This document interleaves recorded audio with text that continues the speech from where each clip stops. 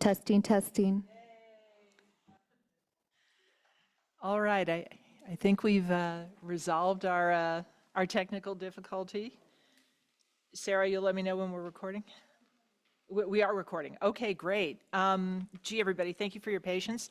It's 4:36, and after resolution of a couple technical issues, we will call the April 23rd meeting of the Personnel Commission to order.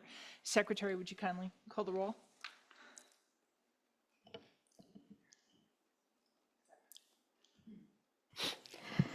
Chairperson Goldstein. Present. Vice Chairperson Alpert. Present. Commissioner Roeder. Here. Great. We have a quorum. We'll move on to item 3, which is our public comment section. We allow 15 minutes for this. I know there are a lot of people in the room. I don't see a whole lot of people in the online, the hybrid room. We'll start with here in the boardroom. If someone has a comment, please raise your hand. And depending on how many people might have comments, we'll decide how much time we want to give. Okay, so I see 2 people here in the room, and there just are not that many people on the, now we're starting to get more people in the online. If you're in the online meeting, please use your raise your hand icon to let us know if you'd like to speak during public comment. We'll give that a minute. All right, I don't see a whole lot. Let's just say we'll assume we'll have 5 speakers and they can have up to 3 minutes. So for people in the room, please come up to the podium when you're ready to speak. Okay, Brian, or can you act as our timer, please? 3 minutes.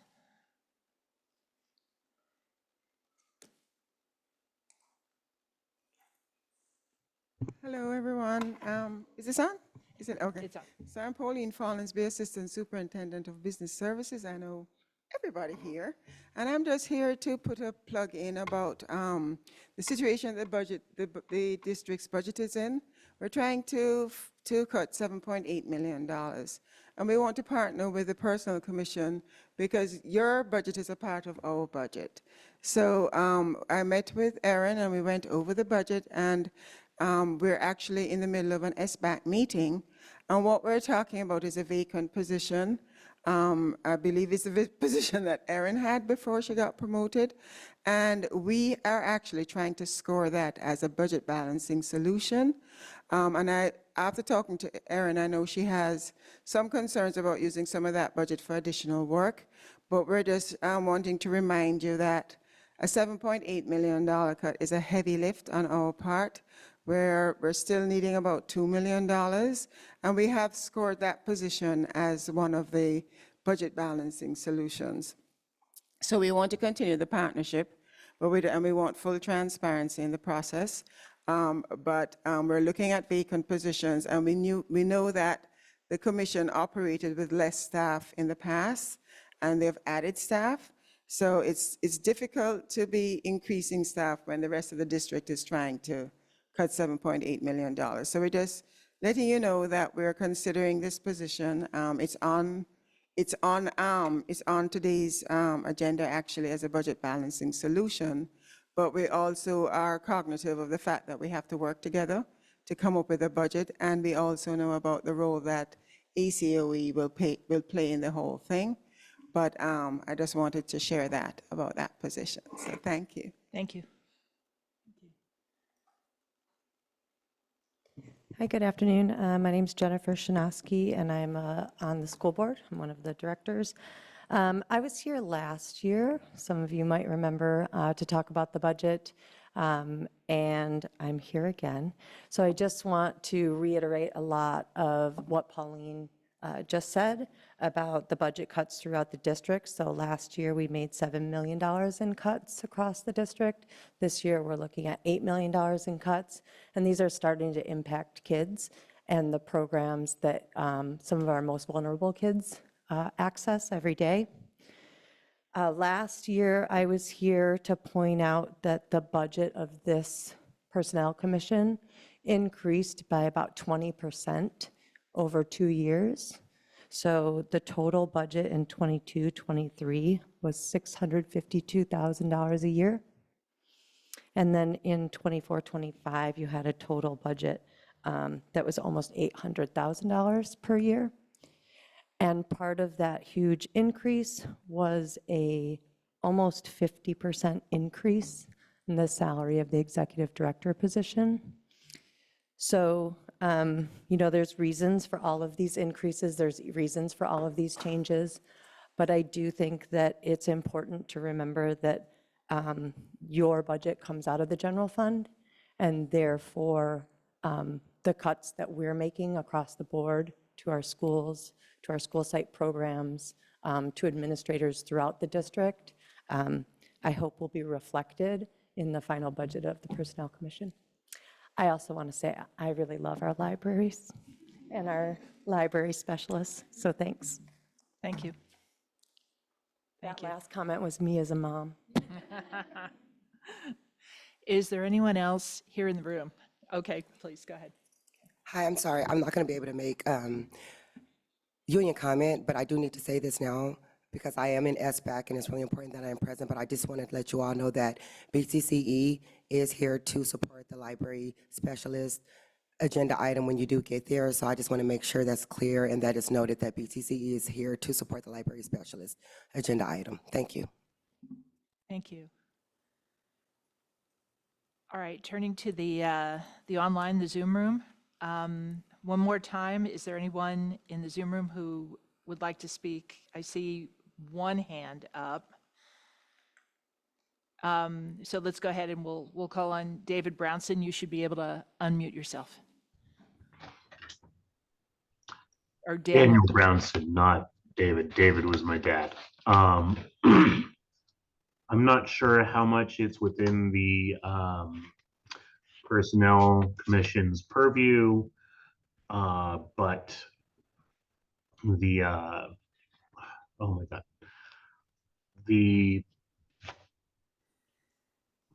we'd have a lot more budget if we were hiring people directly instead of contracting out all these, various sped positions, because I already told Aaron this, but when, I looked at a invoice that, because my job is filing invoices mostly, we pay Stepping Stones Group $57 per hour for every hour that one of the staff they send out, one of the paraprofessionals they send out is working on one of our campuses. Out of curiosity, and also because I recognize I've had a suspicion about this for a while, I looked up what they actually pay the paraprofessionals they send out. They pay them $25 to $30 an hour. $30 an hour is about what I make as a step 5 clerical assistant 3. And I don't know if you know this, but all of us are on Transparent California, where anyone can just look up what we make, what our total compensation is worth, including benefits, and everything else. Just my pay, that's about $58,000 a year, including benefits, CalPERS, everything else. It's about $76,000 a year. So I went and did a little bit, of rough math, and dividing that by, number of hours I work. I'm a 1.0 FTE. That comes out to, if you include benefits and CalPERS and everything else, that's about $39 an hour. So my hourly rate is 30, which is the top end of what paraprofessionals for Stepping Stones Group make, what the company actually pays them. So if their benefits at Stepping Stones Group are as good as my benefits here, which I am quite sure they are not, nor is their 401k worth as much as a defined benefit pension with CalPERS. At the very top end, they are making about $39 an hour, which means that Stepping Stone's group is that at least $18 of the $57 an hour that Stepping Stones charges us for every hour that I'm the going to ask you to paraprofessionals wrap up work your comments. is going purely to their profit. So I just wanted to point Thank that out. That's just one example. There are many, many cases like this. Thank you. Thank you. Is there anyone else online who would like to speak during public comment? Please use the raise your hand icon. Okay, seeing none, we'll go ahead and move on to item 4, which is the approval and adoption of the agenda. Do my co-commissioners have any recommendations? Anything they want to pull? I don't have any changes. I'll move adoption. Second? Okay, I'm just going to ask that when we get to consent, I would like to pull 7G for brief discussion. Sounds good. Okay. But I will support you all. So I'm sorry, who moved that? That was. I moved it. Okay.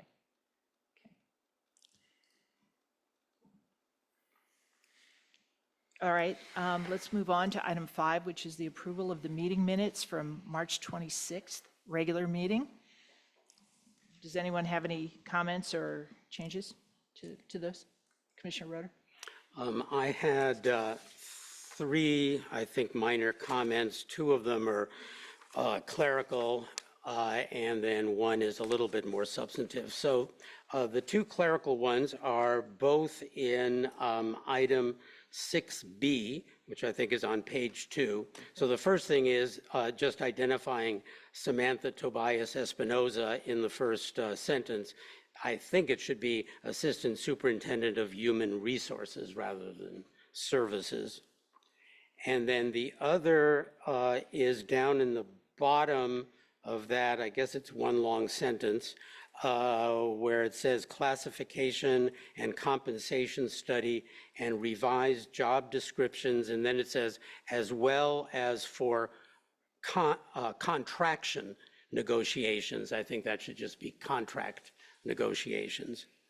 And then the slightly substantive one is on item 9, which was a discussion item. This had to do with the IA SPEDS and the third sentence, I think for clarity should say the pay differential between contractors and BUSD employees in these classifications is roughly $27K. I would add per year, just to be clear about that. And that's all I had. Those are all good catches. Commissioner Alpert, Nothing from anything me. from you? So I'll move adoption of the minutes as revised. And I'll second. And I agree. All right, let's move on to reports. Does the union have a report also? I think Mildred's in the back of the room. I'm not sure she can hear me. I think she said Okay, okay. We'll move on. The district, anybody here from the district to give a district report? Okay. I know people are at the SBAC meeting, so we've got competing things here. Let's move on to commissioner reports. Nothing from. just I enjoyed my illustrious half meeting as chair, but welcome you back to your proper role. All right, great. I'll have just a few comments. Just, for the record, because this went on. The superintendent's office at the California Department of Education sent a letter to BUSD questioning whether my appointment was appropriate last December. So in an abundance of caution, this body agreed that at our special meeting, which was the next meeting we had after receiving this letter, that we would, basically, I would be recused in the role until such time that we figured out what was going on, and that Vice Chair Albert would serve as chair during that time. So he concluded the meeting, special meeting on the 17th. Staff did a great job chasing down the documentation to demonstrate to the state that we had actually gone through the proper procedure in terms of my appointment, which has a lot of technical background that I'm happy to explain to anyone who's interested. But thank you to all of you, actually, for going into scary old storerooms and looking through dusty archives and things like that. The state wrote us back earlier in the week saying, okay, we get it, you did it the right way, things are fine. So non-issue, which is why I'm back here where I am. Second is, as you heard from public comment, SBAC is in the process of trying to find a tremendous amount of money for cuts. They are currently working on their phase 3. They still have about $2.8 million worth of cuts outstanding. And one of the items queued up for phase 3 is the elimination of a vacant position here at the commission. We have asked SBAC for an opportunity to actually speak during public comment about this particular item. I sent something earlier today. I informed them, as they knew that we had overlapping meetings, that it just wasn't feasible for us to come today to do that. I asked them to hold off on considering that particular item. I don't know if they will. They meet again on May 14th. We will certainly come on the May 14th. I plan to attend on May 14th. I would invite anyone from the commission as well to explain our thinking and our process. We will have had our first budget reading by then, and we'll be pending our second budget reading, so it will be timely to have that discussion. Anybody who is interested in looking at the SBAC documentation, it's a little tricky to find. You have to look under departments and the business services department page. They have a subheader, Understanding the Budget, and then under that subheader is the Superintendent's Budget Advisory Committee. That's how you find it online. It has their agendas and it has their meeting packets, and I would urge everyone to look at that. My last comment is I will have office hours on May 8th, that's a Thursday, between 7:30 and 8:30 a.m. My beloved Highwire has closed, unfortunately. So I am going to try the coffee at Belmo Cafe and urge anybody who would like to come to find me there. It's pretty close to here. It's at 1160 University. It's right under Curtis Street, headed towards San Pablo. Those are my comments. Please go ahead. Just say Belmo Cafe is the go-to place my parents come when they're coming to visit. They like to stop there first. Thank you. So Okay, definitely I feel approved in my book. better. Yes. Okay, that's good. I will hand it over to our executive director. Thanks. I'll just go right into the personnel activity for the month of March. The Personnel Commission conducted a total of 220 exams in March. We averaged 10.5 exams a day. And then I'm also pleased to report that we had 6 new hires and 1 promotion. I was also going to give an update on the situation with Chairperson Goldstein's term, but we took care of that. I did want to mention that we did bring the documentation that was provided to the state, and we have copies that we'll include in the agenda. And then I also want to discuss a bit about layoffs. We are still facing potential classified layoffs. Of the 172 layoff notices that were issued, 53 have already been rescinded, but many employees are still uncertain, and we recognize the stress that this creates to our school community. Hearings with the Office of Administrative Hearings are scheduled for classified layoffs on April 30th and May 1st. And then following those hearings, I will hold informal conferences with the employees who remain impacted starting the week of May 5th. And then as far as reclass requests, pending reclass requests, an update on that, I did meet with Yolanda Gibson last week. We're also having another meeting tomorrow to continue working on her reclass request. I also have an update on the instructional tech before and after school program and the instructional assistant 2 SPED recruitments. Those are the 2 classifications with the highest number of vacancies in our district. And over the past month, I had the opportunity to meet with Jessica Bonduras. She's the new director of categorical and special projects, and she oversees the extended learning programs, so the IT before and after school positions. And then I also met with Sean Mansager over in special ed regarding the IA2 SPED positions. Thankfully, both Jessica and Sean have agreed to centralize the hiring process, and they want to really work with HR and PC to streamline recruitments for these positions.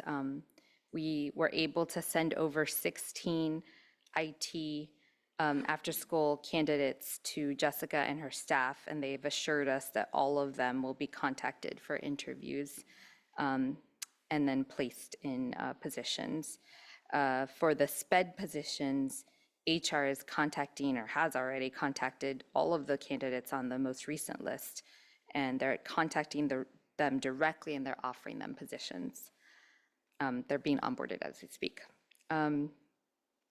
We discussed this last month, the IA SPED situation. We'll revisit it next month, but I did want to confirm that the SPED department, they have reached out to all of the candidates, and regardless of their status with outside agencies, they're making job offers. In addition to that, Sean shared that he plans to curb the use of contractors even more so next year by creating the IFTE positions for all the contracted roles, and then that'll kind of allow them to hire candidates right away as they become available. And then lastly, I wanted just to mention the fact that we are still moving forward with our classified recognition event. We're having the event on Thursday, May 22nd. We've already contacted the employees that are being honored and asked them to save the date. We'll be sending out a formal notice on the 3rd week of May, and we're really looking forward to celebrating their hard work. And that concludes my updates. Thanks. A couple of comments. Sure, please go ahead. Thank you, Aaron, for that. So one thing I did want to point out, in the new hires, there is one IA SPED 2 who has been hired for Sylvia Mendez, and my recollection is at the last meeting there were actually 2 additional IA SPEDs who were hired. And so I want to confirm one thing with you, Aaron, and that is our interviewing and testing for IA SPEDs, that's a continuous process, is it not? So that when an applicant comes forward, that person is immediately tested. Yeah, so we review the recruitment about monthly, and we close it out monthly so that we can schedule exams at that point. So we're generating lists almost every month. Great. Okay. Thank you. The other question is, I see for the examinations administered during the month of March, it shows 19 training and experience reviews for IA SPEDs. At this point, and I don't know if the next step is written or oral, or have those 19 gone through the next step? I don't believe so, no. Well, it didn't happen in the month of March. No. But at this point At this now, point. I believe so. The written exam, I think they took place earlier this month for IA SPEDs because we did the T&E in March. So, yes, Okay, so they we'll be seeing the list. will be at seeing our the next- list. yeah. Okay, thank you. And we have a list, I think, if I'm not mistaken, at this meeting too. Okay, and then my comment is, given all of that, and given your report in particular, and, you know, Daniel Brownson, who made a public comment, I couldn't agree with him more. about the need to curtail the hiring of staffing agency employees for IA-SPEDS. It's $27,000 for each one. And given the fact that the process is going to be centralized next year, it's being centralized now, that it's going to be streamlined. There's going to be, the positions are going to be made consistent so that we can just hire somebody for a position that's being used now as a contractor and just hire that person as an employee. Given all of those things, my hope, and I've discussed this briefly with Pauline just now, my hope is that these can be scored as budget balancing solutions. If we can, so if you can come up with how many SPED next year, how many SPED employees do you think we can hire? If it's just 4, that's over $100,000 in savings. If it's 8, that's $200,000 in savings. I mean, this is real money, which I'm hoping can get scored by Emily and by Pauline to take to SBAC and to take to the superintendent. So if you could communicate that desire, I would really appreciate it. That's all I have, Madam Chairperson. Thank you. Commissioner Alpert, anything from you?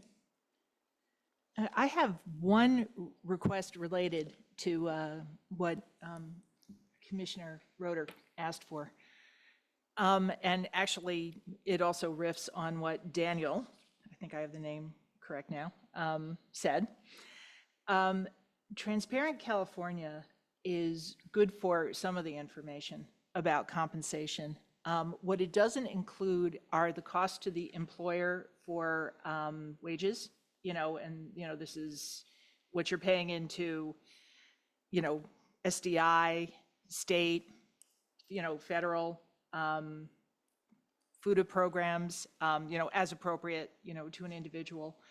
And I want to make sure that we really understand, for the role, what the difference is between what BUSD pays for someone it hires all in.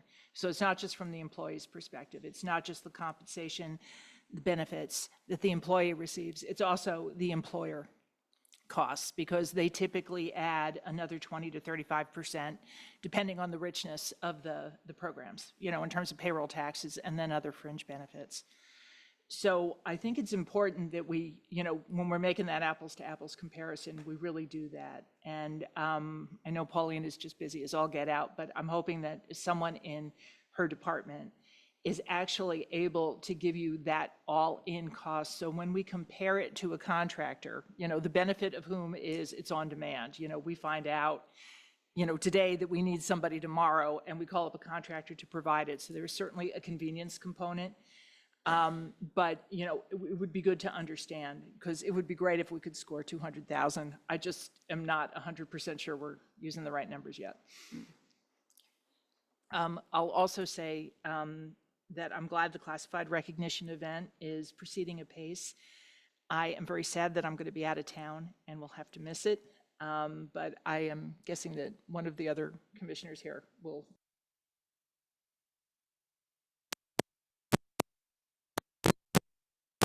Okay, Commissioner Alpert, you're. Heavy weight on my shoulder. Okay, no, great, thank you, appreciate that. All righty then, let's move on. Our next item is the consent items, so we're up to item 7. And I would recommend, I had asked to pull item G. Maybe we can just talk about that a little bit and then vote on all the items if that's okay with everybody. So what I see is that we are trending upwards in terms of the number of exams that we're providing to applicants, which means we have more applicants, which I think is great. I see that we're taking a little longer on the average interval between when we actually do the first test, the written exam, and then whatever it is. We're sort of trending up to 3-week intervals now. And I think probably some of that is just the time of year because we have had spring break and it's just been a very active year in terms of budgets and layoff notices and things like that. I also note that in March, we averaged 11 exams each day. Thank you so much. That, I think, is a record for this group. 20 work days, 11 exams each day. It's a lot of throughput, so thank you for that. My question is for the senior workers' comp specialist. I don't know how many originally. It looks like we administered 6 exams and only 1 person came through, a promotional person.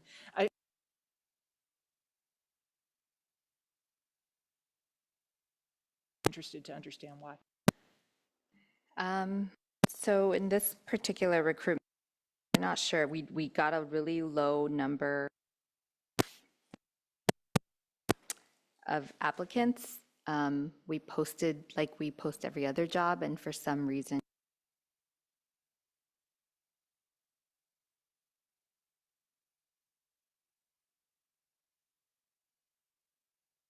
number just kept going down. And so unfortunately, we were ultimately only able to generate the list with 1 candidate on the list, and we've been asked. We are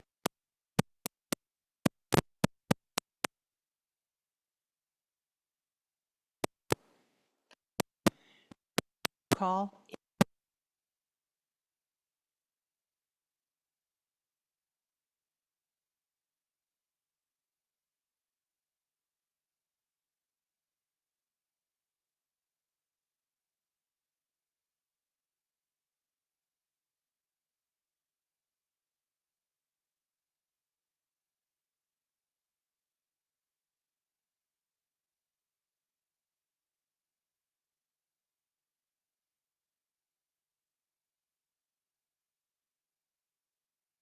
Although, no, I see mine aren't catching. Oh, that must be so frustrating. Well, let's just let people know that in the recording, I hope the recording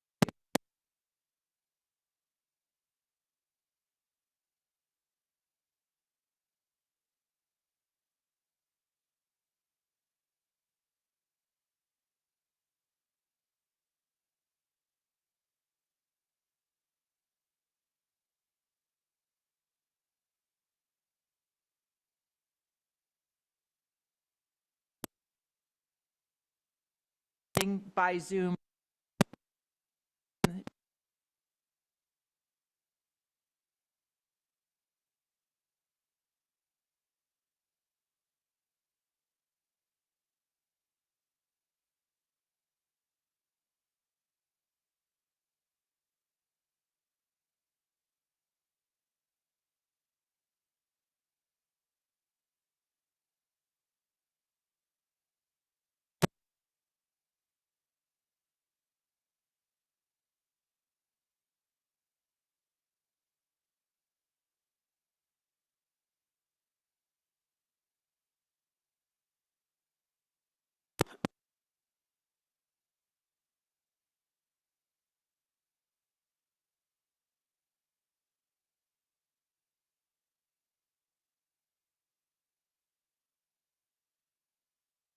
And it's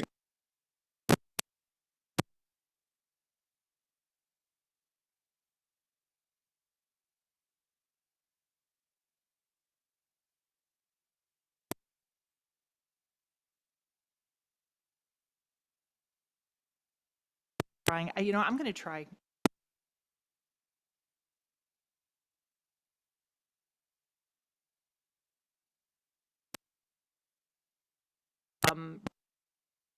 We'll reconvene at 5:15.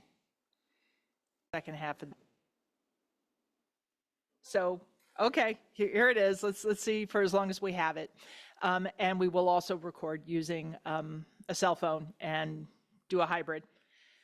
Have we finished discussion on any consent items for Section 7? Are we ready to vote? I move the consent calendar. I second, I agree. Great, and I do too, so all aye. Great, so we'll move on to our conference items. Now we're at item 8A, and this is the establishment of a new classification for a library specialist. Secretary, would you please walk us through this? Sure. So at the request of the employees and their supervisor, library coordinator Jessica Lee, the Personnel Commission voted to initiate the reclass process for the library media specialists. I was able to conduct a comprehensive review, including a desk audit, site visits, and conversations with Jessica Lee, principals, managers, and some employees to fully understand how the role has evolved over time. This process clarified that the library media specialist duties have expanded well beyond the original job description. Staff oversee library budgets. They ensure collections are diverse and aligned with curriculum. They manage volunteers. They run literacy programs and community events. And there's also a greater emphasis on technology use and digital resources. So the original class description, along with the updates made to the job duties, knowledge, skills, and abilities, the KSAs, and the minimum qualifications can be found on pages 16 through 19, along with the final draft of the new job description. Additionally, a salary study conducted by EHA showed that the position is actually underpaid compared to similar roles in other districts and even within BUSD. So I've included a hierarchy table on page 14, which shows how this position compares to others in the district's paraprofessional, education, and technology classes. And I've also included wage comparison data, including salaries from the city of Berkeley on page 15 that helped inform my recommendation. So based on these findings, I recommended, and then the board also approved on April 9th, reclassifying the position to library specialists, which better reflects the work that's being performed today. And then a salary adjustment was also recommended to ensure the compensation remains fair and competitive. There is one correction that I caught that I made to the flyer attached to that recommendation. So it's not Schedule 52, it's Schedule 56 range 51. But that doesn't, the information underneath is accurate. It's just not Schedule 52, but Schedule 56. Thank you. Thank you. We have two items on this that are related, and the way I'd like to approach each is to first ask the commissioners for their comments, and then ask in the room for anybody who would like to make comments on it. So everyone will get an opportunity to comment on both parts. So I'll start by asking the commissioners if they have comments or questions on 5A, establishing the new classification. Commissioner Roeder, please. A comment and a question. The comment is, this is overdue. And I'm really pleased that we have finally taken it, or our staff has, Aaron has, taken it to the next level, and we're ready to approve this reclassification, and also that the Board of Education has adopted the new classification description. I had one question as to whether this is on purpose or an oversight, and that is on page 19, which is attachment A, which is kind of the red line draft, under education and experience, which is part of our purview, it says that 2 years library, and the word media was deleted, and then educational, comma, or other related experience. However, on page 22, under education and experience, the word educational is not included. And it seems to me that could be substantive. And I'm wondering, was that done on purpose, or was that an oversight, or what? Yeah, I'm sorry, I didn't catch that when I published these. Initially, the intention was to include educational, and then upon further review, I thought it best to limit it to the library because educational would make the screening process very challenging. It's just such a broad term, but I'm open to making revisions based on, I got the recommendation from Jessica Lee. And so I felt like from the screening perspective and recruitment perspective, it would be very challenging to keep that requirement there because then it would make it difficult to determine what that educational word really encompasses or that experience encompasses. I see. So the recommendation that you got to delete educational was from Jessica Lee? No, I made that You made that deletion. Yeah. determination? Yes. And when it went to the Board of Education, was educational included or not included? The MQs did not go to the board. At all? I only sent the duties. I do not send the MQs because okay. The PC only has purview Okay. over the MQs. That's appropriate. Well, I don't actually know what the right thing is. I guess want to hear from my colleagues, and then maybe the library specialists in the room have some ideas about it. My own I sort of like to cast a broader net. And so if there is someone who comes forward who maybe has educational background that would work, that person should at least be tested and see if they would qualify. But I'm not wedded to that idea.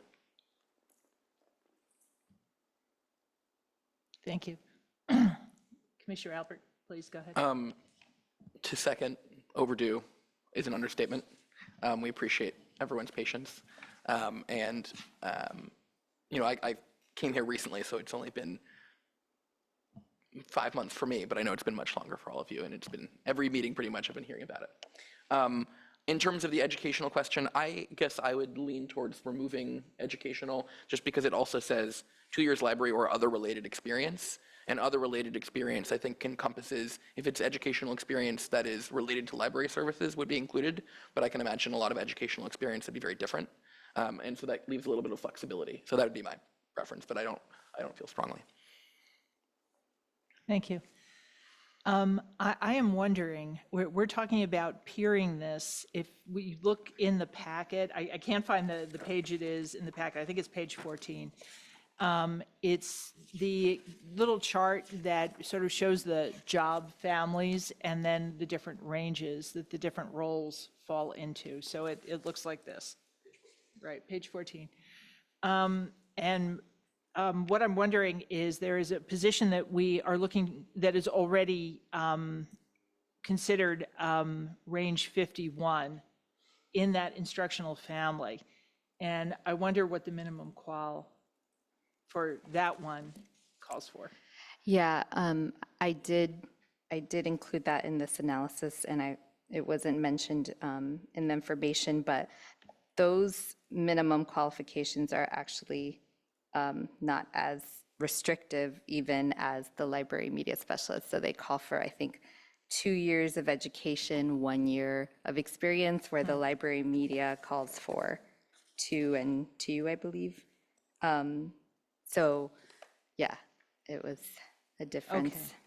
So you're thinking, just to paraphrase, is we want to cast as wide a net as possible and get as much talent as possible. And for that reason, we try not to include a lot in the minimum quals that could exclude somebody, which is why you took educational out. I think it's the opposites. I felt like, in particular with these library media recruitments, we don't ever have challenging recruitments. the candidates that that are usually, that we're able to recruit, they're constantly looking for positions. They apply. We get good turnout in our examinations. We usually get over 3 ranks on our lists.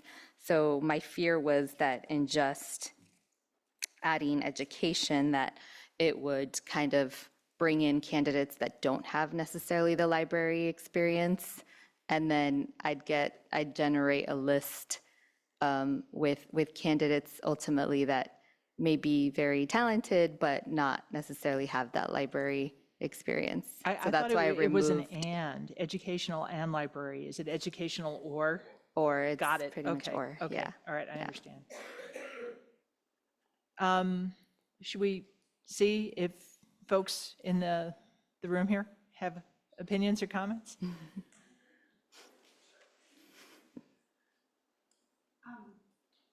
My thinking in adding in the term educational, and I'm not wedded to it, like this isn't a hill that I'm going to die on, was just that it is a role that sort of requires people to love books and love children. And so we want them to come through one of those doors, not necessarily both.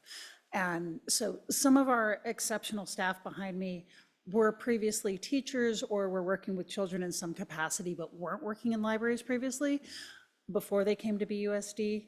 And then there are other people who have spent a lot of time either in libraries or bookstores and then came to BUSD. And both of those paths bring great people, but I can entirely hear what you're saying, Erin, where if you say educational, suddenly that's a huge swath of people that all meet those requirements. And we do get very good candidates, so I can see wanting to narrow it. And it does say related fields, so people can read that. Yeah. Thank you. So is that vague enough of an answer? Just want to hear from the experts. How does that influence your thinking, if at all? So that was Ms. Lee, who, yeah, thank you. Yeah, thank you. So let me just confirm then. So let's say, because that's what I was thinking too, is you could have an elementary school teacher who decides, I want to do library services. And that person may be extremely qualified. Would somebody like that pass your initial testing, your minimum qualification review as related experience? So typically what we try to do to get more information when the minimum qualifications are vague enough to make screening challenging is we'll add supplemental questions to our applications. And so usually if they can justify how they meet those related, how they have that related experience, then that really helps us along, but if, for example, they don't fill out, and usually we make them required, like when we add a supplemental question, we require that they respond.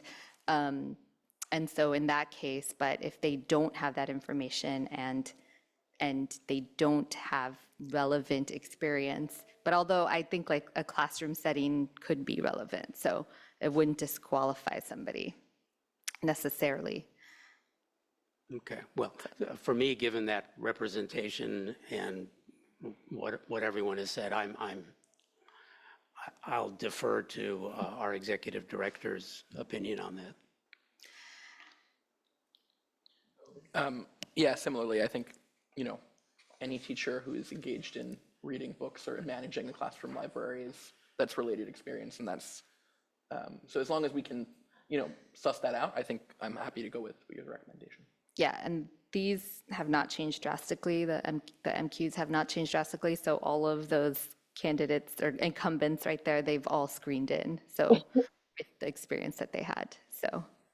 So what we're talking about is the MQ as it reads on page 22, Right. which is combination equivalent to bachelor's degree supplemented by college-level coursework in library and information science and 2 years of library or other related experience.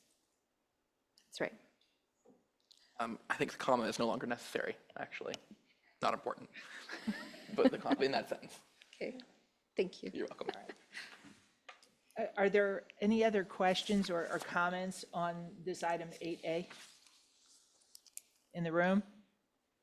Assuming the folks who are in the Zoom room can hear, is there anyone who'd like to speak? I see Denise Diggs-Ray has a hand up. Denise, you should be able to unmute. Yes, I would like to go with the fact that there are people, especially youngsters, young adults, I should say, that don't have the experience of working in a library, but have the experience of working with children and know what the job description may entail and are able to do that. I would hate to see them eliminated because they don't have the past experience. Growing up, I worked in a library, never worked in a library before, but luckily enough, I was able to get in. So we have to consider, especially public schools, I would think, those that don't have the past experience of working in the library, but if their resume and everything else looks good, that would afford them to assume this position. It needs to be thought about because everybody's. I mean, we have those people like before, teachers and stuff. They work with students, but we have to look forward to the future. Someone that hasn't had the experience and the district can give them experience and which may be beneficial for both. Thank you. Thank you. Is there anyone else in the Zoom room who has a comment? Okay, seeing none. Are we ready to vote on this one? Do I have a motion? Sure. I'll move that we adopt the classification for library specialist as it appears on pages 20, 21 through 23 of our agenda. And am I correct on this, Aaron, that it's Schedule 56, range 51? That's correct. Okay, at Schedule 56, range 51. I will second, though at the bottom of page 22, I'd like to strike the comma. Right. And I agree. So motion passes. Thank you for those many snaps. Okay, let's move on to 8B. And now this is a reclassification request, which I think is probably the meaty thing that everybody's in the room for. Secretary, would you please walk us through this one? Sure. So this item follows the previous item, but focuses specifically on the current employees in the library media specialist position. So all incumbents should be now reclassified into the new role to support the district's creation of the library specialist classification. And then thankfully, I just want to point out that all employees in the library media specialist classification have more than 2 years of service with the district, so then they are eligible for reclass. So, yes. I'm so glad to hear everybody has 2 years plus experience. So I'll ask again my fellow commissioners, anybody have comments or questions about this? Okay. This is my first big reclass. So the incumbents are all at different places on the scale. How do they, as they're moving from one schedule to another, how does their position, their step translate? Yeah, that's a good question. I would defer to Human Resources in the contract on that, but I believe that it may be treated like a promotion.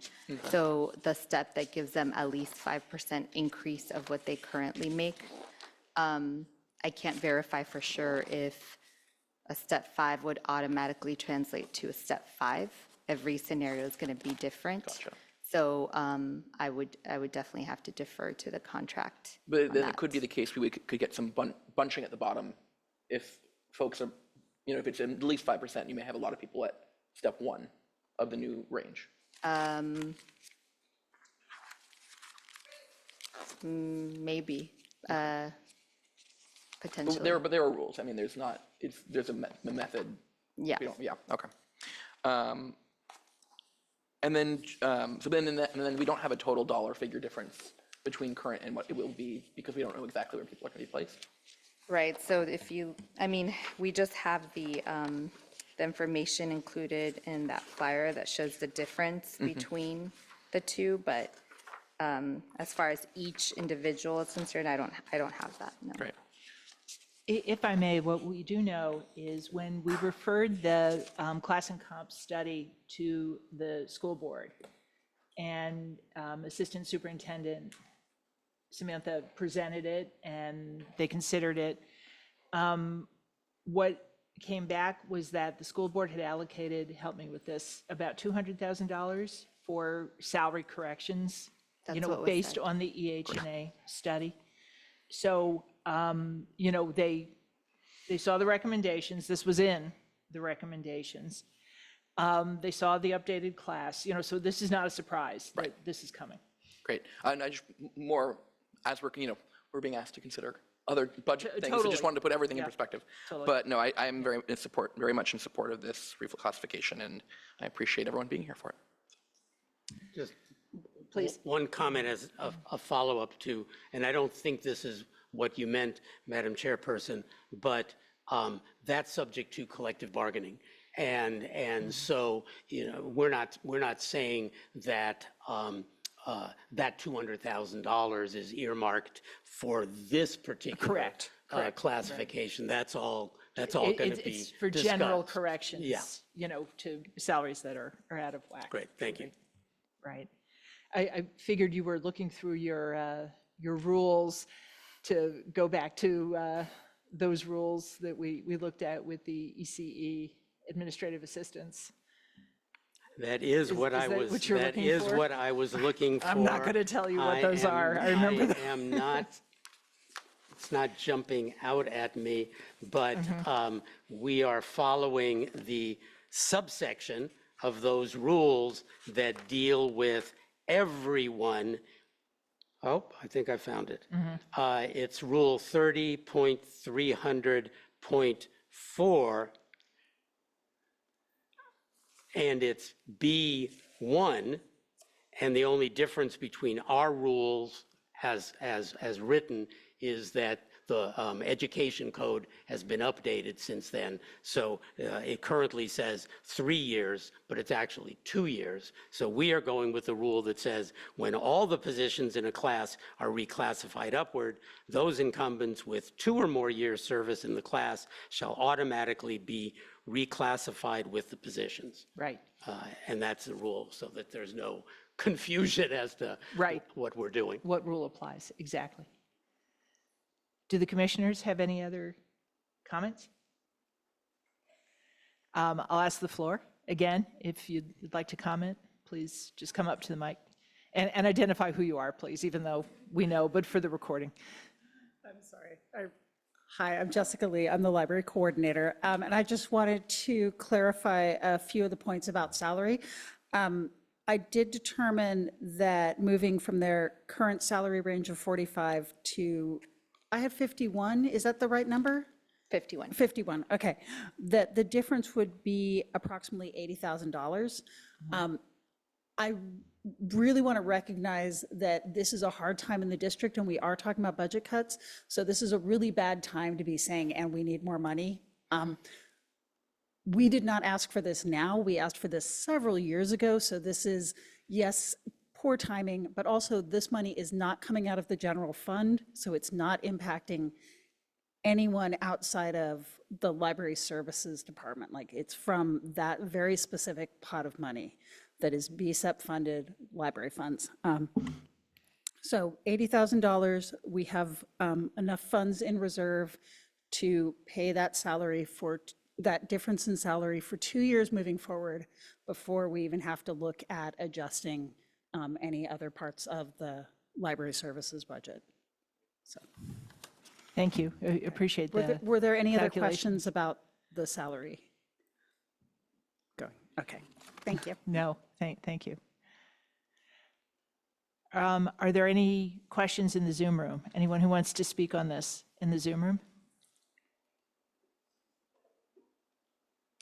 All right, seeing no hands raised in the Zoom room. Do I have a motion? I'll move to accept the staff's recommendation on the reclassification. I second that. And I agree. So all aye. Congratulations.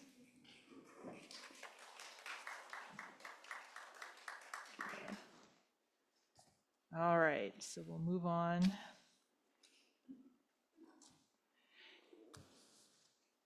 To item 8C, and this is the first reading of the Personnel Commission budget. Secretary, I'm going to ask you to please walk us through.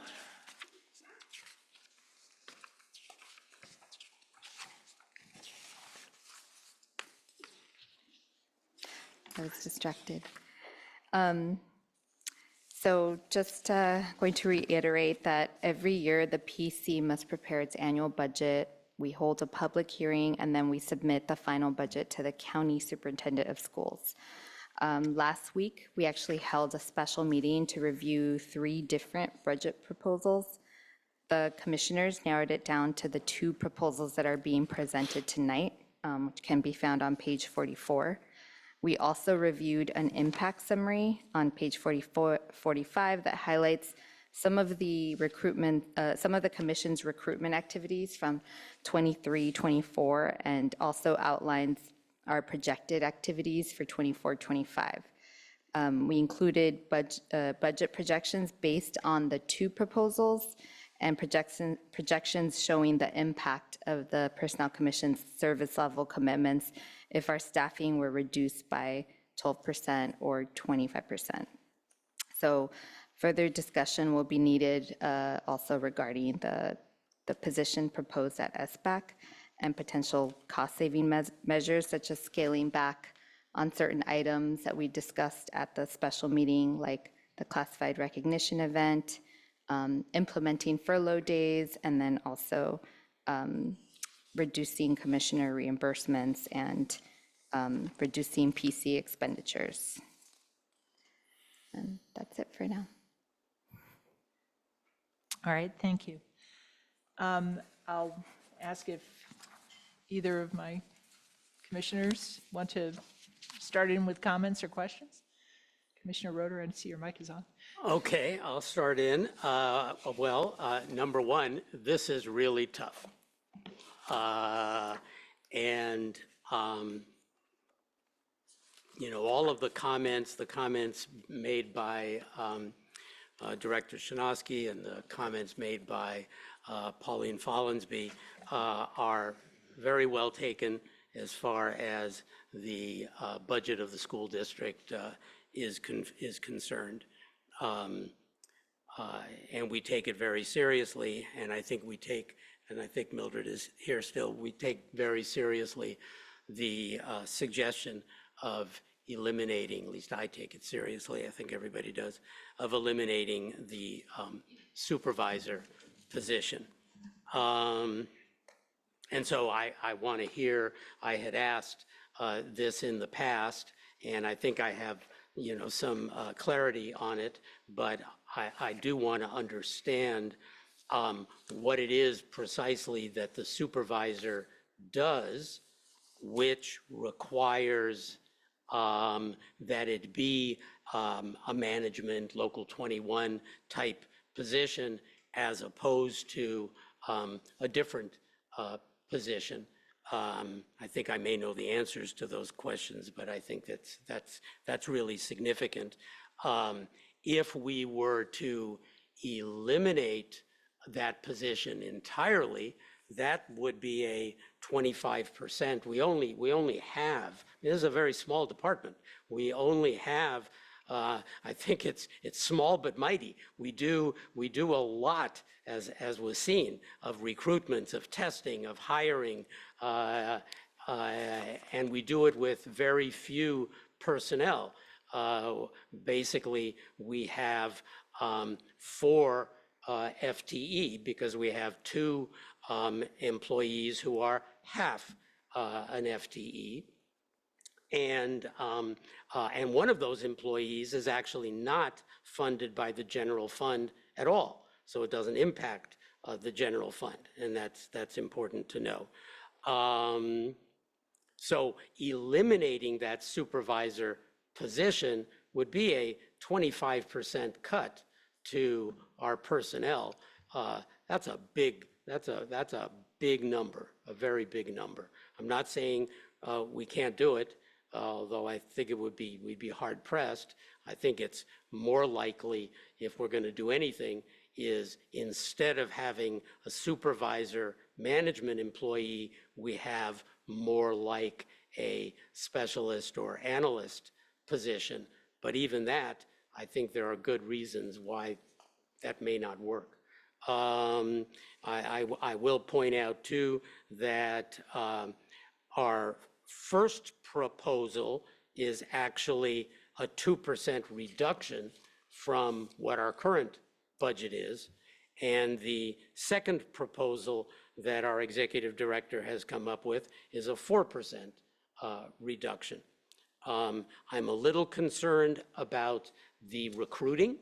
We're trying. I think we can save a whole lot more money if we stop using staffing agencies.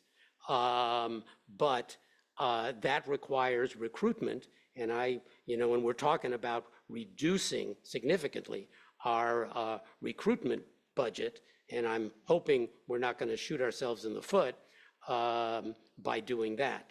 So I think I'll leave it there. Those are my initial comments. Thank you. Commissioner Albert, comments?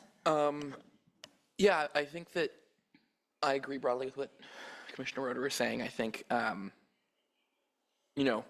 25, we're being asked, there's contradictory pushes, right? There is, on the one hand, a broad effort across the district to do cost savings, and I think that we should and want to be part of that. But also, we had a discussion earlier about SPED recruitment, and our staff are the ones who run the recruitment. And so as the district grows, the capacity for hiring needs to grow as well. And a 25% reduction I don't think is feasible. It's such a huge, no other department in the city is being asked, or in the district is being asked to do a 25%. So but I also agree, I'm not fully convinced that a supervisor, I'm not there day to day, so I definitely need to hear more. But I agree with Commissioner Roeder also that we need to do everything we can to make sure that that position is the correct position. I mean, it may be that it is the correct position, but if there is an alternative position that can be both more appropriate and save the district money, then that would be great. I think, I'm committed to pushing us to look into that as much as we can. So I know that there are a few other cost savings that we've been considering. I think you mentioned furlough days is one of them, and we're interested to see, what the total impact of that will be. That's an estimate. That's not ours. Well, if SBAC approves furlough days, will we automatically have that, or do we have to approve it as well? So I'm not sure if it would be like a mandatory furloughs or voluntary.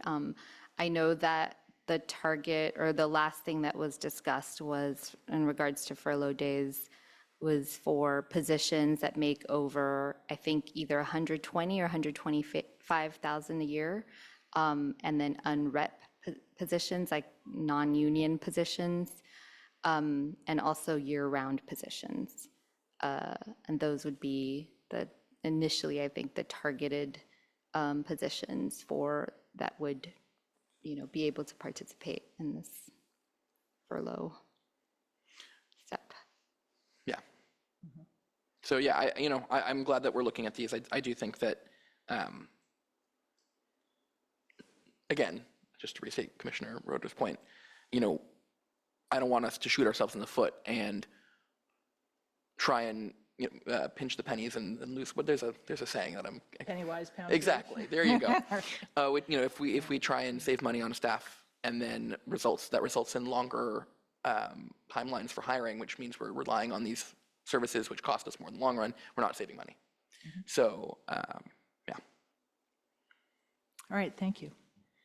I'll take a moment to make some comments, and then actually I'll give it back to the executive director before I open it, because I'm sure that at least the union wants to make some comments. So in times of budget cutting, in my professional experience, two things are important. You need to understand your numbers, and you need to understand your operations. And I'm worried that SBAC, this group, Human Resources, and possibly our finance organization are kind of squishy on all these things.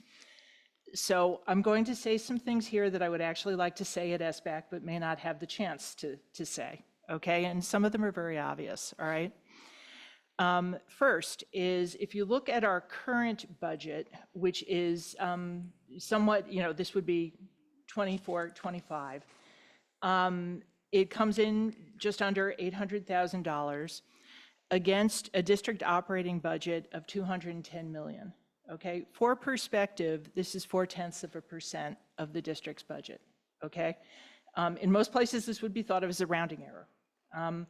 I realize that we have a big $7.8 million to get out of the budget. For a lot of reasons, this commission is the wrong place to try to do that, okay? But first, just to understand what we're talking about. The other commissioners have correctly pointed out that for a 4.0 FTE organization, getting rid of a 1.0 FTE is a 25% cut.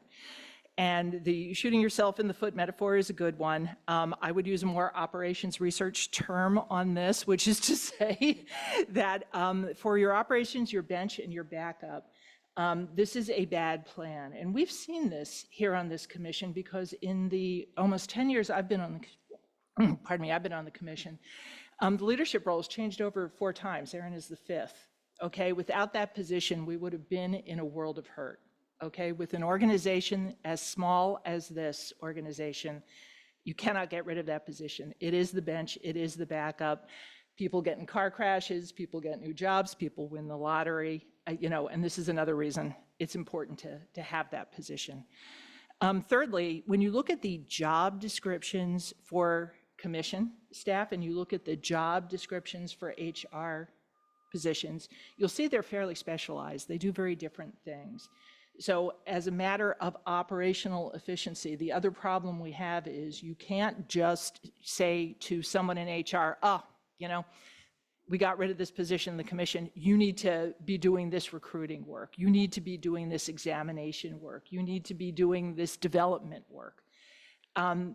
Because this isn't work that these folks necessarily know how to do, okay? So it is not, in economic terms, it is not a frictionless substitution, okay? I would also really be careful, and I am surprised a little bit at School Board Director Shinosky's comments about the commission budget over the past few years. When you look closely at our budgets, what you see is we submit a budget to the county approves it. Here at the district, immediately about 10% is lopped off. Okay, and this is not that we don't necessarily have access to it, but like any good finance organization, finance sets some aside, right? It's a stretch target. It's a good idea that they do this. Additionally, for the amount that is remaining, we normally don't spend it all. We probably spend, as I look historically, between 80 and 90% of that amount. Okay, so like the finance organizations say, past history is no indication of future performance. That could change this year, but historically, we come in 20% under, give or take, in a given year. So for these reasons, I think that the SBAC's consideration of cutting this, right now vacant position is a bad idea. I'll hand it over to our executive director, and then I'll open it to the floor. Thanks, Heidi. You addressed some of the things that I was going to discuss as well in regards to the HR supervisor, classified personnel supervisor position. I was in that role for 11 years. And so what you see in a job description varies a lot from the work that you're doing, every day. And so this position in particular, it really oversees the day-to-day operations of all of the classified recruitments. And so there are about 30 steps in every recruitment, and everything's rigid and time-bound, and there's deadlines. And so from the step where we're receiving requests to post jobs to establishing eligibility lists, there are about 30 steps in between. And so the supervisor that ensures that all these steps happen accurately and on time. They also keep up with all the exam materials. I mean, we have over 80 classifications, and so we have, every time we run a recruitment, we need to make sure that the exams are up to date, they're legally defensible. And then we also have expanded into online testing. We're using major platforms like NeoGov, EdJoin, VidCruiter, and they've all been implemented by the supervisor. They need a lot of level of technical expertise. They're integrating systems. And then these tasks go beyond, what we could assign to a different role currently in HR. They also, as we expand our recruitment efforts, we had a lot of plans this year. This person would be, the representative at recruitment events, community events. They're forging, relationships with colleges, universities, and there's, a lot of work that goes into leading those efforts as well. They also conduct job analysis when, the exams are being built. They need to be created and into our new online systems, testing systems, and they're being built like from scratch. It's like super, super technical duty that this role plays. And also they really assist in budget preparation, compliance reporting. And one of the bigger tasks that they have is just to enforce and track those limited term assignments. That's actually why this position was created over 11 years ago, because there was, and that's still a problem, but there was definitely an overuse of limited term assignments in our district. And so BCCE sued the district at some point, and then a writ agreement came out of that. And so it required that these limited term assignments be tracked. And so in addition to those limited term assignments, this position also staffs all classified assignments in the summer. There's about 200 assignments that take place, classified assignments that take place in the summer. So summers end up being the busiest time of year, and there's a payroll component that they play. There's a lot of communication with all the supervisors in the summer. They're definitely leading those efforts on the classified side. I did look at different job classifications within HR. There's a few. There's an HR tech, a senior HR tech, an HR specialist confidential, and then a senior HR analyst confidential. I felt that for the most part, all of those job descriptions would be difficult to, I don't, those positions were catered for the most part for HR duties. And so if a position were to be created for the PC that was non-management, non-supervisory, it would definitely have to be at the analyst, specialist or analyst level. But currently right now, the analyst that we do have, it's a senior analyst role, but that position actually makes, at the lowest step, $4 more than the supervisor role. And so if this is a cost savings measure, that might not work. We also have a specialist confidential, and they'd be probably getting paid it's like a, oh, sorry, I lost my place. I think it's a $6 or $7 difference in salary. Sorry, no, that's a $12 per hour difference in their hourly rate. But again, those, we can't use those specific job descriptions as they're they're tailored to HR work. And so we would definitely have to modify them and then revisit, minimum qualifications, salary surveys and everything like that, comparable salary surveys. So that's sort of what I came to after, comparing this role with what we currently have in our district. Thank you for doing that. Appreciate that. Anybody else on the dais have a follow-up comment before I move to the floor? No? Okay. So let me start with here in the room. Is there anyone who'd like to speak to this item?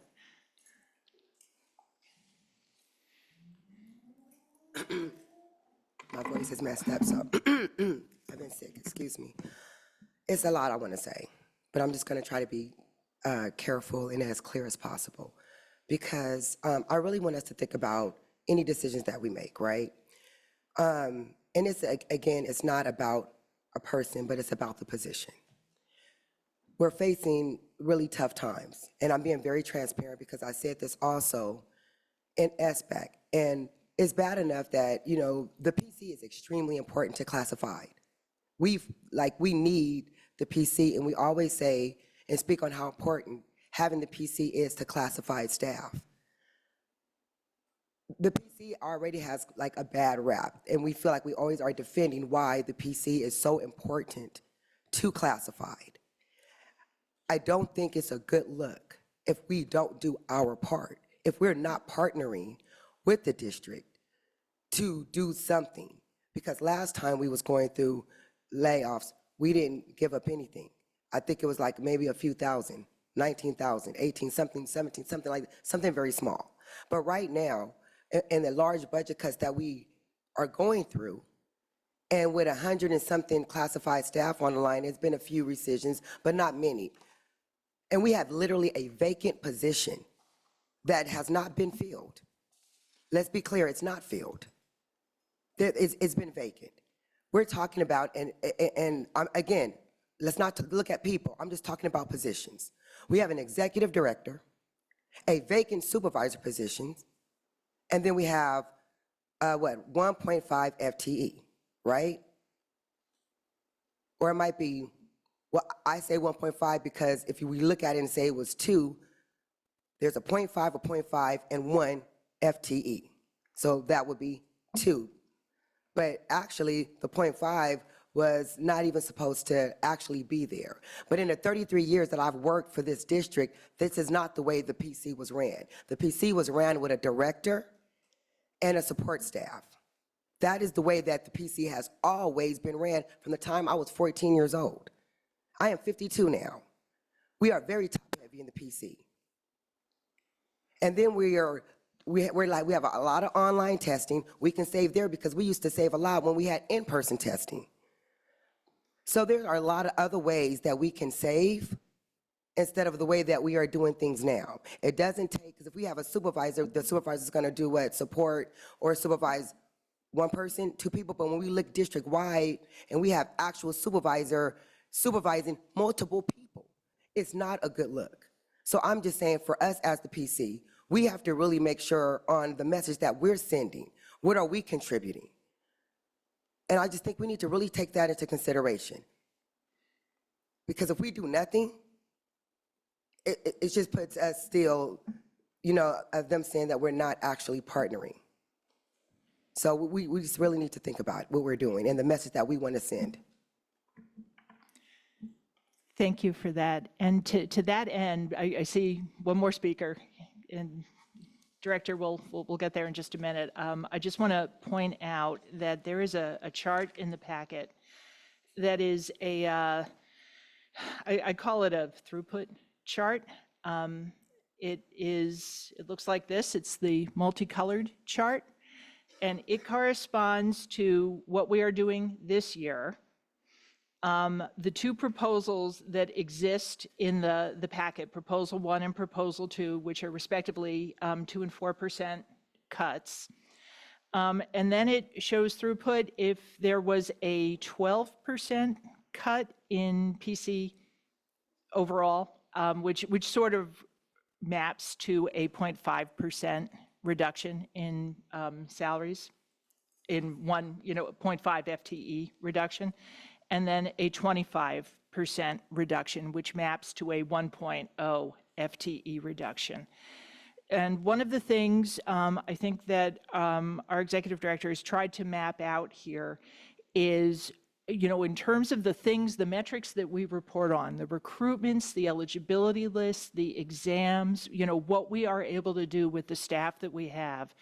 What she's shown is what will change with these reductions. Because if we decide collectively as a district that we need a reduction beyond something that we think is healthy, it is not without impact and not without consequence. And those consequences may look like the number of exams that we get through. The consequences may look like the speediness with which we recruit and generate eligibility lists.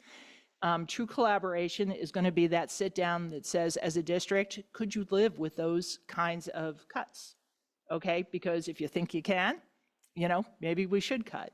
If you don't think you can, or you don't really think it's going to go that way, we need to think carefully to make sure that we don't find ourselves in a position where we lack the capacity to deliver what the district is looking for. So with that, I'll ask, I'm sorry, go ahead. I do also just want to address that although it may seem like the position is vacant, there are employees that are having to work additional hours during this time. So we have our 0.5 FTE position.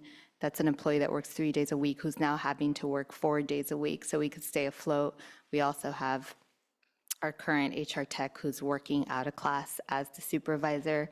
And then, we kind of split the duties in half of the supervisor. So I'm still, performing. So you're working a job and a half right now, basically. You're doing your half for free. And so is Brian, and Olga's working an Brian gets additional paid day for out too. of class, right? Yeah, Yeah. that's right. Yeah. So it's not Do you actually have- truly vacant. Do you have an estimate, at least for the people who are getting paid for out of class or extra Yeah. work, what that is? So we at just this point- calculated, the additional hours since we lost, our director and during the recruitment process. And, we came up with a total of 17,500 additional pay for one employee and then 10,992. And that's all for additional hours and out-of-class pay Right. since our director. And do you have any left. sense of the hours you work above and beyond 40 per week that are not compensated, filling in for that role? So just looking at what the out-of-class pay was before I promoted, I think we calculated 29,000 in out-of-class pay for the 7 months that we were recruiting, or 6 months. So it's, monthly, 29 divided by 6, about 5,000 a month? Is that about right? It was that, right? That was it. Right. All right. So, it's a vacancy, but it's not without expense, right? We're starting to trend, well above 50% of what that salary would otherwise be, based on what you're saying. $5,000 a month times 12 is 60 plus another 27 that you just described to me. So we're looking at, roughly 87 so far. And, the other salaries I don't think have normalized for a full year period.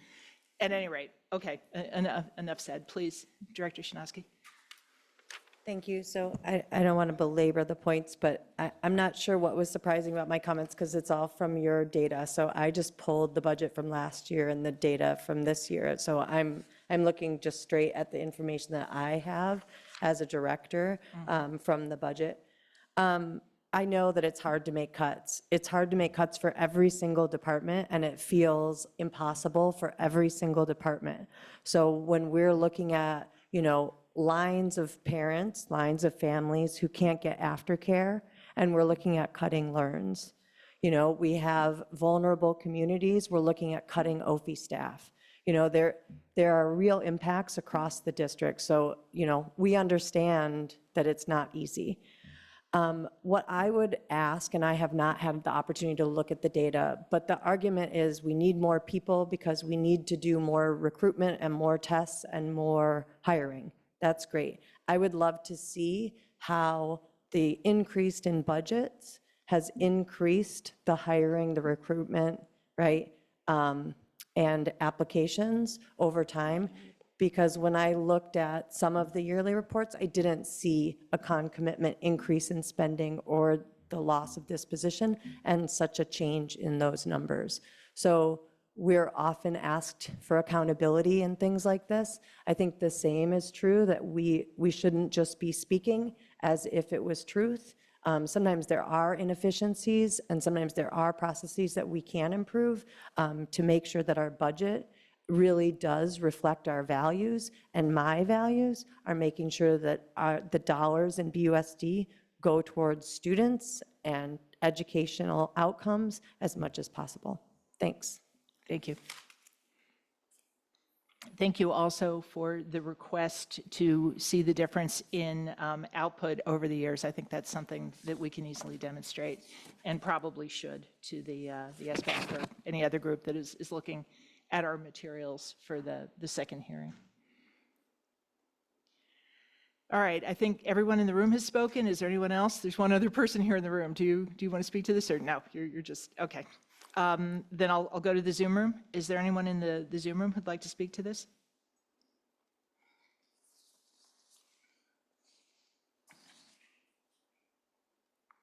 Okay, seeing no hands raised. This is just the first hearing of this budget. Are there final comments? Not so much comments as a question to Aaron. So I am looking at the job description for the supervisor and the job description for the human resources analyst confidential. And there's no question that if we were to replace the supervisor position with, for example, the human resources analyst, A, probably wouldn't be a confidential position, and B, it would have to be changed drastically.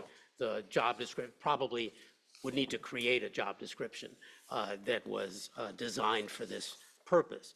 But be that as it may, in terms of salary, I think Aaron gave us a little bit of a description of the senior human resources analyst. But how about the human resources analyst? First, am I right? Is that a vacant position? That's not? The human resources analyst? Yes. No. We had a human resources analyst, and then they were reclassified to senior human resources analyst. Okay, so there's nobody in that position now? There's nobody, no. Okay, but nonetheless, it shows Schedule 55, range 58C. And our supervisor shows Schedule 54, range 69. So I would be, if we were to do this, make this change, I'd like to know how much would be saved. And I think they would probably both be at step one. I'm not 100% sure. But anyway, comparing apples to apples at step one, what the savings would be. And you don't need to give me that information right now, but that is something that would be important. The other question that I have is, you were talking, Aaron, I think, about limited term assignments. And that's something that is, I think, very important to the Personnel Commission and very important to BCCE and the district in general. And there are limitations about limited term assignments. And I think you said it's the supervisor who tracks those limited term assignments. But I guess I'm curious about, so what happens if there's a limited term assignment that is being violated, that's going on for too long? somebody's got to contact, and I assume they contact either the supervisor, coordinator, or director of the department, or a principal even, that there's a violation here. If we were to switch to a human resources analyst, would that person be able to effectively contact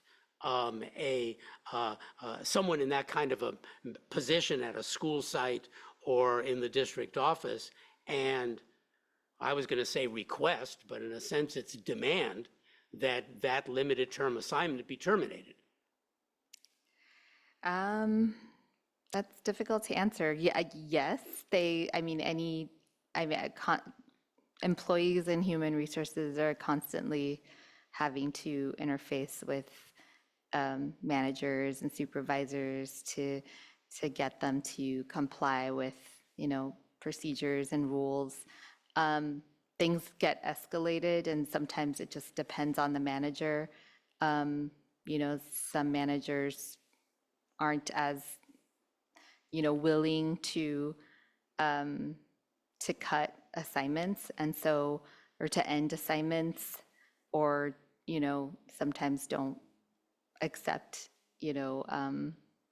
just anybody's authority over the matter, and then in which case it definitely needs to be pushed up to someone in the supervisor or director or manager role.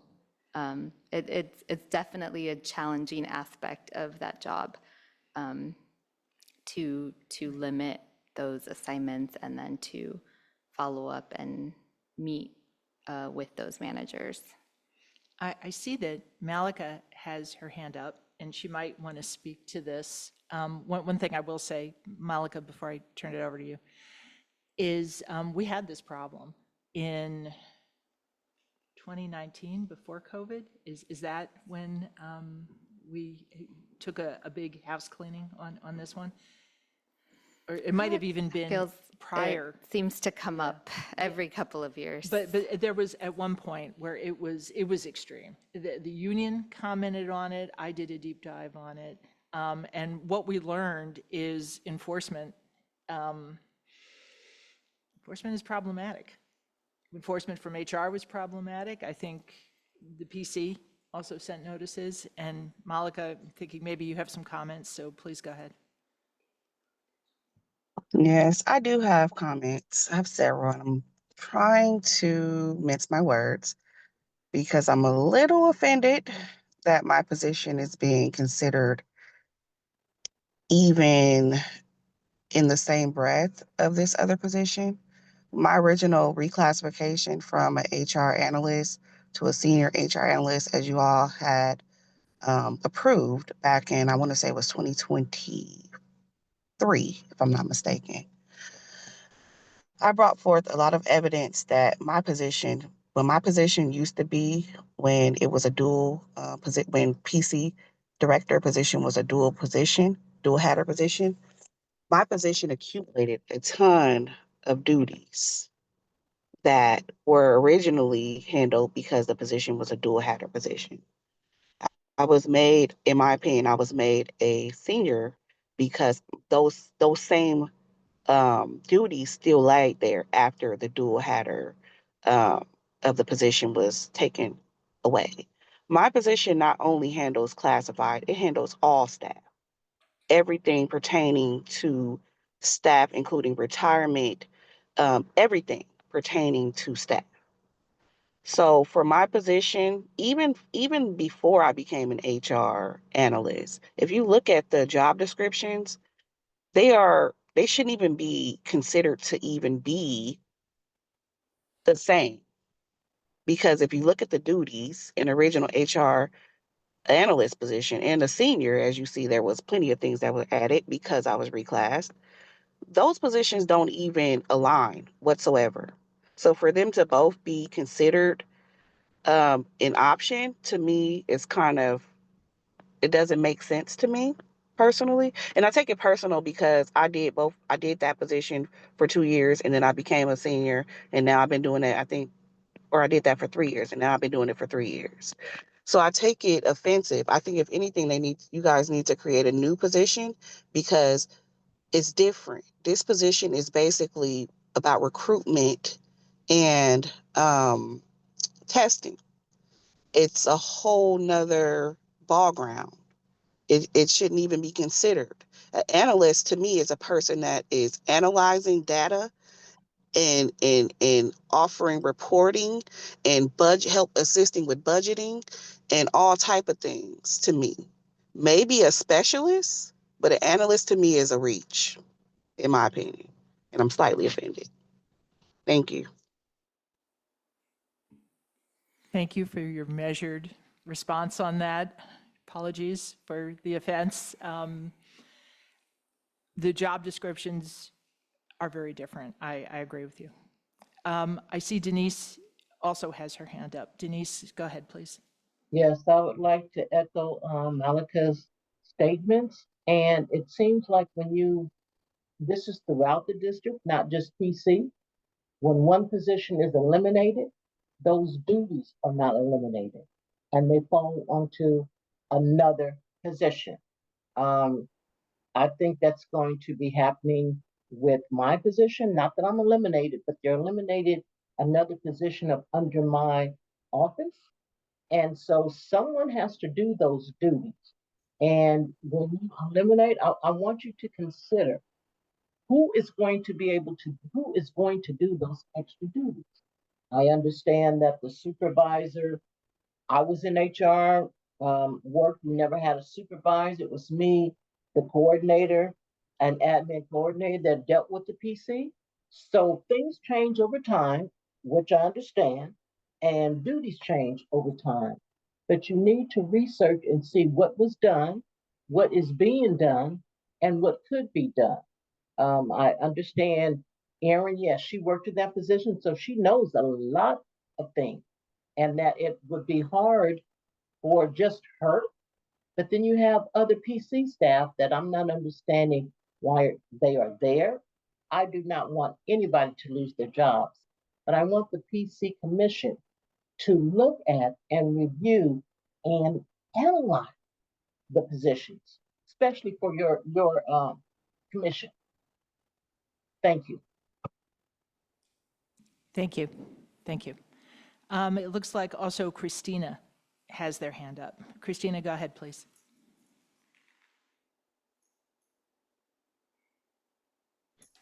Okay. Hello. Hi. Um, my name is Christina Young Sly. I am the TK transitional kindergartner instructional assistant, and I received a potential layoff notice, and I find it very interesting that I have received a layoff notice and you're adding 5 more TK classes to the school district. And I also think that there should be a change in the job description because transitional kindergartners, IAs, do not do the same thing as instructional assistants. The job description is completely different, and we are dealing with 4 and 5-year-olds.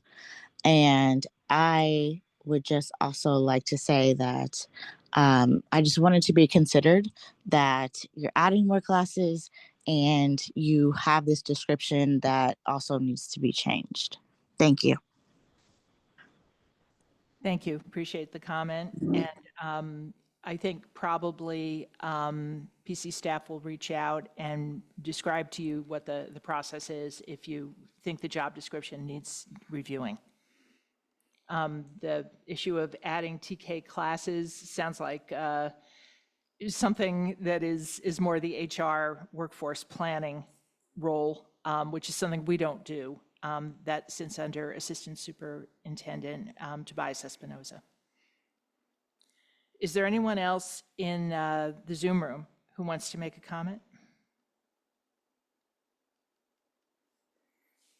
Okay, I don't see anybody. I'll just take one more pass around the room in here. No, nothing from Mildred. Anybody else? The only thing I would say and request, and this is a big ask and it's a big job, but for our next meeting where we're actually going to be voting on the budget, I would ask for that analysis that we've been discussing about comparing, and I understand, I think we all understand that there's not a fit currently between the human resources specialist or the human resources analyst or the senior technician or any of those. Those would have to be modified to fit the Personnel Commission duties. That, I understand that. But an analysis of what the yearly salaries, total compensation, including benefits and BERA, would be for each of those positions.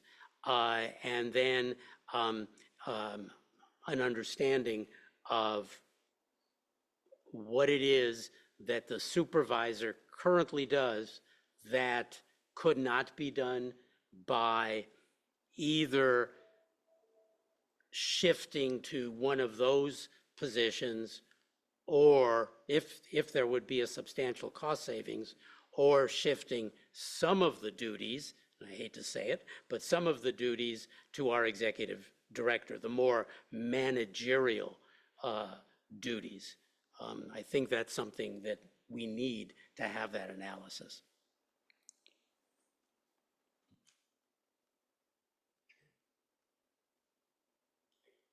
I'm making a note, sorry.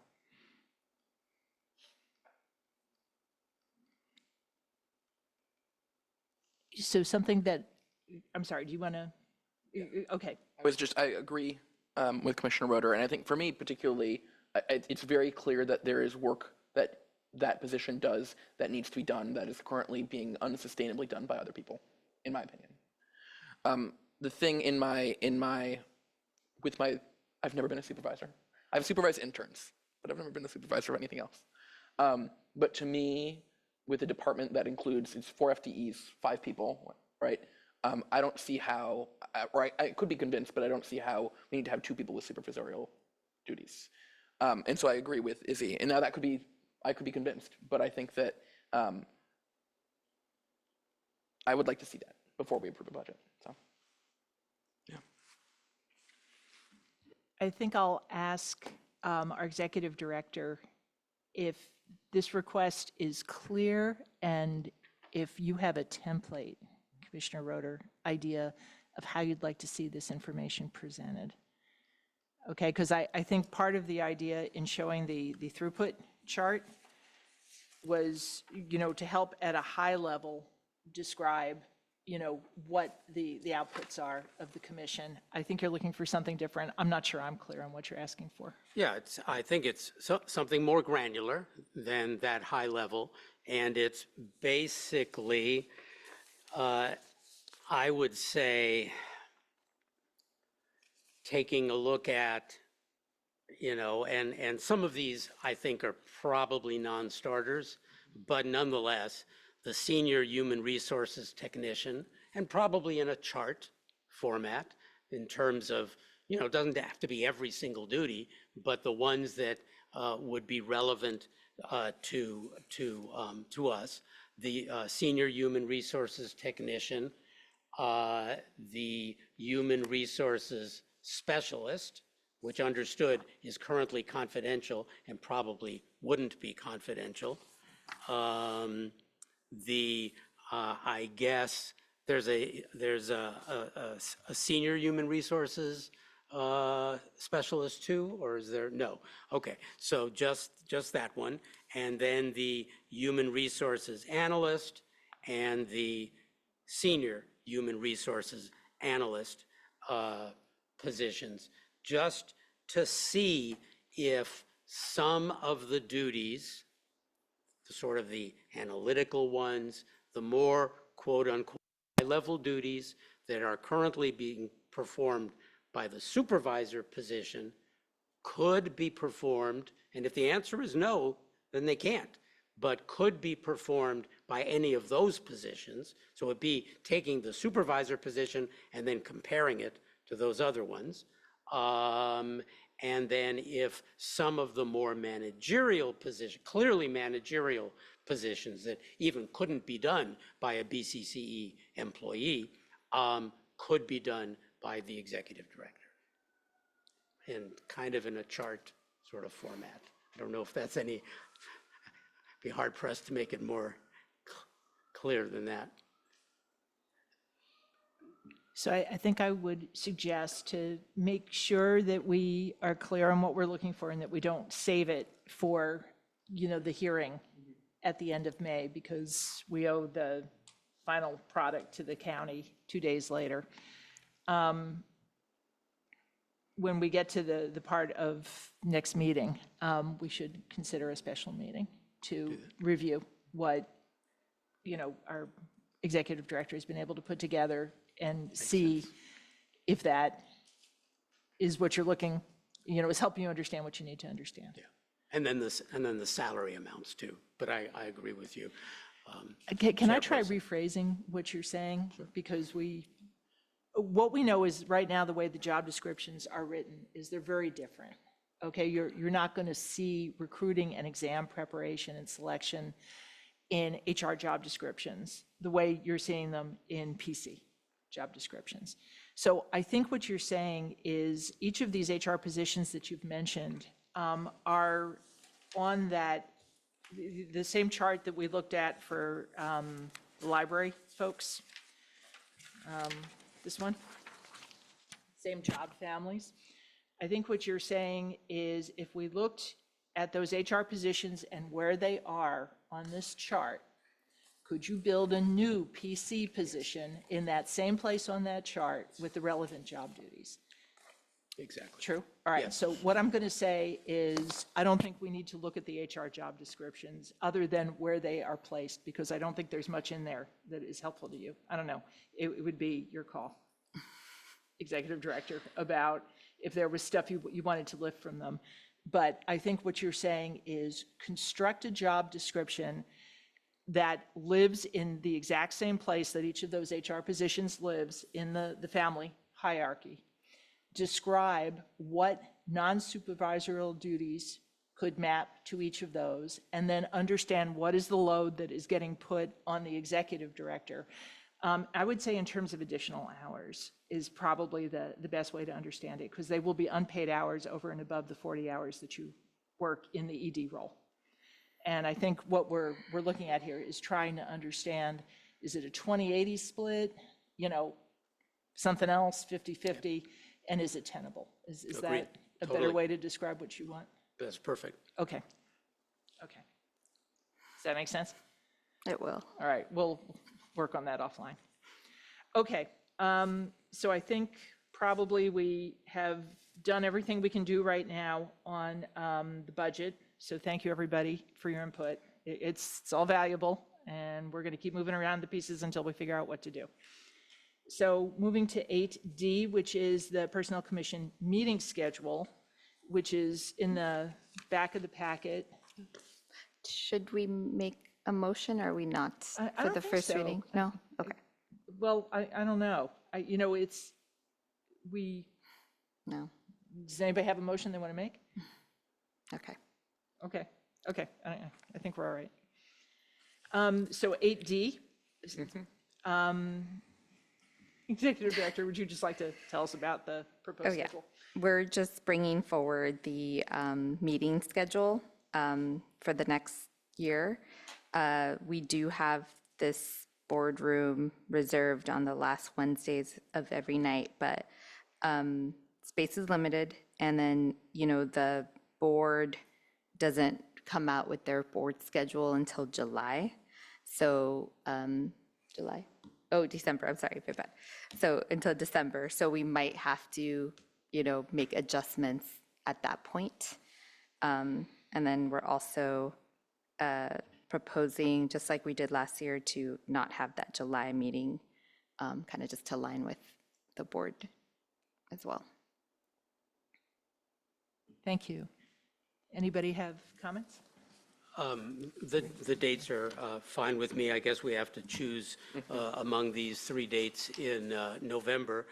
Just for your information, Madam Chairperson, pretty much most, if not all, of the month of October, I'm going to be away out of the country. So I won't be at that particular meeting, but that's neither here nor there. Okay, thank you for telling us. Commissioner Albert? Just looking at the November options, I know in talking to some of our union folks, they've expressed a strong preference that we don't meet too early in the day because it makes it harder for people to attend. So I would prefer the 17th to the 21st rather than the earlier afternoon on the 19th. Are you looking for for us to designate what we want in November now?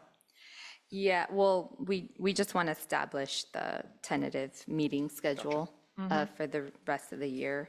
All right, hang on. Usually we bring this forward in April, May.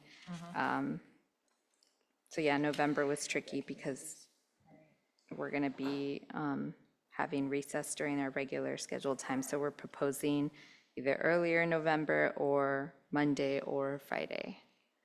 Friday is always such a popular day for meetings, so I think all things considered, I would say that my preference would be if the 19th, which is the Wednesday, is undesirable because it's an earlier start, then, Monday the 17th would be. Works for me. That's fine. All right, so why don't we say that's the date we want to use? Okay. Okay. Does anyone, all right, so the room is cleared out. Nobody else in the room has a comment on this. Is there anybody in the Zoom room who has a comment on this? Okay, seeing no hands, do I have a motion on this one? I'll move to approve the meeting schedule with that designation of the 17th in November. I second. And I agree. Great, so that carries. Closed session. I think closed session will be fairly brief. So we will proceed to closed session at 6:38, and our goal will be to be back no later than 7 o'clock.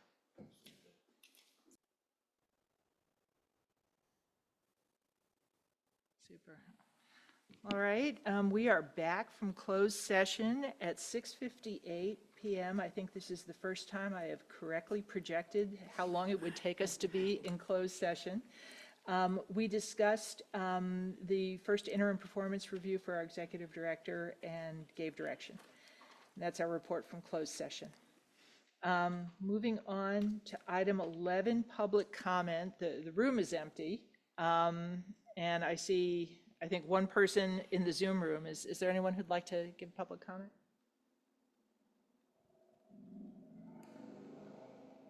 All right, seeing no hands in the room and no hands on the Zoom room, we'll move on to our next meeting, item 12. So our next regular meeting is May 28th, right at 4:30. And at that meeting, we will certainly have our second hearing for our budget. And given the requests of both commissioners, I think we would do well to have some kind of special meeting to review the information that they've requested. So can we look at our calendars and figure out a date for a special meeting? So my only limitations are, and it sounded like you were going to be out of town too, Chairperson, is I'm going to be out of town beginning on the 18th of May. All right, so you leave a little before I do. And when do you come back?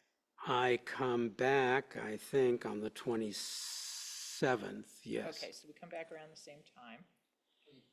I come back on the 26th, and the meeting, our regular meeting, is on the 28th. It looks like the week of the 12th, 12th, 13th, 14th, 15th, 16th. Yeah, That that's, could be. Does that give you enough time? Do you feel All like? right, so let's not do it on a Wednesday, though. That's the SBAC meeting where I would like to be able to go and speak to, thinking on this. Oh, We do you have the also- time for that? We also have the hearings. I'm a little confused. For a while, they were saying SBAC started at 3, but now it looks like they started 4, so 3 or 4. Okay. So we also have the hearings next week, and then we have I have my one-on-ones the week after, and then I think the week of the 12th, we might be working on whatever's going to the board. Yeah, because the final notices go out and we're all hands on deck, but we can figure something out. I mean, it would be the 16th would give it the most time, unless, and you guys are both gone between the 19th and the 27th. No, I'm here. I'm here until the 20th.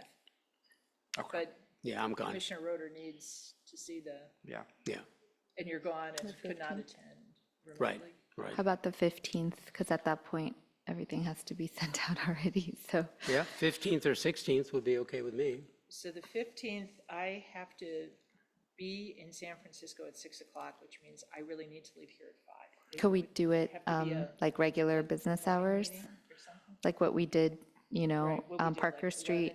11 to 1? We could, yeah, I've heard from Frank, he does not like when we do Oh, morning meetings, but just for the union being able to give public comment. I think Thursday morning would be fine. I'd prefer Friday afternoon, but I know people hate I'm Friday I'm afternoon. okay with Friday afternoon. people may Friday not the come on 16th. Friday Yeah. either. Hey, I have no social life, so why should anyone else? Thursday morning or anytime Friday Yeah. is okay with me. Me too. All right, Aaron, what are we choosing? Am I the deal breaker? Can I propose the 15th? Sure, Okay. Sorry, Solly. that's okay. No, I'll tell Frank. So what time are we doing it on the 15th? 11? 11. And it'll 11? likely have to be on Parker Street. Okay. All right, so Thursday, 5:15, 11 a.m. special meeting. Okay, Okay. okay. All right. Anybody have any other meeting date questions? All right, let's declare victory at 7:03. We're adjourned. Very good.